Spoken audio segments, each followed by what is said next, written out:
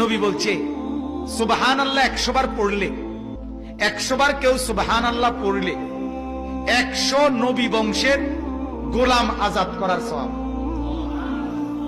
আলহামদুলিল্লাহ 100 বার পড়লে আল্লাহর নবী বলেন 100 ঘোড়া আল্লাহর রাস্তায় যুদ্ধের জন্য দান করার সওয়াব।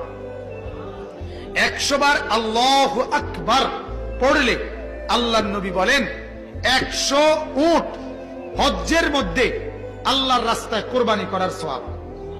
নবী বলছে সুবহানাল্লাহ 100 বার পড়লে, 100 বার কেউ সুবহানাল্লাহ পড়লে 100 নবী বংশের গোলাম আজাদ করার সওয়াব। আলহামদুলিল্লাহ 100 বার পড়লে আল্লাহর নবী বলেন 100 ঘোড়া আল্লাহর রাস্তায় যুদ্ধের জন্য দান করার সওয়াব।